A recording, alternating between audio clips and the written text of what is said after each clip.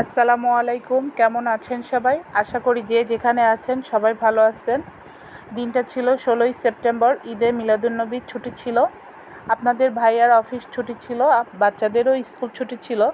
বাচ্চারাও অনেক দিন ধরে বলছিল ফুপির বাসায় যাবে, তাই আমিও ভাবলাম আমার তৈরি করা চিকেন বার্গার বানিয়ে খাওয়াবো আমার ননাসের বাসার সবাইকে।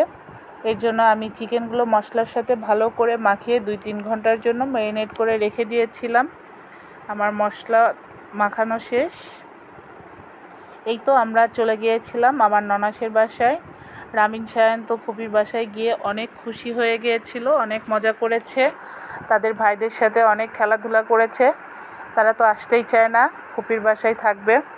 আমার ননাসের 3 ছেলে, প্রথমে এক ছেলে, তারপর 2টা যমজ ছেলে। আমার যেদিন কাবিন হয় ওই দিন আমার 3 নম্বর চাচি বলেছিল মিতুর ননাসের যমজ বাচ্চা আছে, মিতুরও যমজ বাচ্চা আল্লাহ দিবে। আল্লাহ আমার চাচির কথা সঙ্গে সঙ্গে কবুল করে নিয়েছিল। আপনারা অনেকেই জানেন, আবার অনেকেই জানেন না আমার যমজ বাচ্চা, আমার এক ছেলে ও এক মেয়ে। সবাই মাশাআল্লাহ বলে যাবেন। যাই হোক, আমার ছেলে মেয়ে, আমার ননাসের ছেলেদের জন্য, আমাদের জন্য সবাই দোয়া করবেন। আমার বাচ্চারা শুধু তার ফুপির বাসায় যেতে চায়, 2-1 দিন পর পর বলবে মা বাবা চলো ফুপির বাসায় যাই। আসলে সব বাচ্চারা যেখানে আদর ভালোবাসা পায় সেখানেই শুধু বারবার যেতে চায়। যাই হোক, আমি একে একে সব বার্গারগুলো বানিয়ে নিব। বার্গারে আমি একটু বেশি করে সস দিব, এতে বার্গারটা খেতে অনেক মজা হয়। এই তো আমার চিকেন বার্গারগুলো বানিয়ে নেওয়া শেষ। আমি এখন বার্গারগুলোকে হালকা আছে একটা প্যানে অল্প সামান্য পরিমাণে বাটার দিয়ে বার্গারগুলোকে এপাশ ওপাশ ভেজে নেব। এভাবে বার্গারে বাটার দিয়ে হালকা আছে বার্গারগুলো ভেজে খেতে অনেক মজা হয়। আমার বার্গারের রেসিপি জানতে চাইলে অবশ্যই কমেন্টস করে জানাবেন। বার্গারগুলো দেখতে যেমন লোভনীয় হয়েছিল, খেতেও অসম্ভব মজা লেগেছিল। আমি এখন বার্গারগুলো একটা একটা করে উঠিয়ে দিব।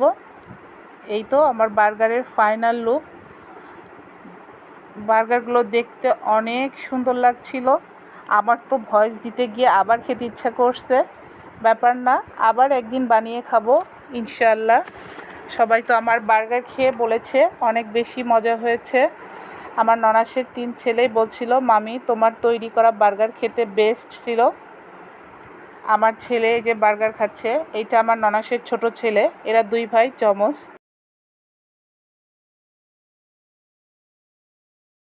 আমার ননাসের বাসায় সবাই আসলে ক্যামেরার সামনে আসতে চায় না, এই জন্য আমিও আর কাউকে ক্যামেরাবন্দি করি নাই। আমার বাবার বাড়ি শ্বশুর বাড়ি আসলে অনেকেই ক্যামেরার সামনে আসতে চায় না।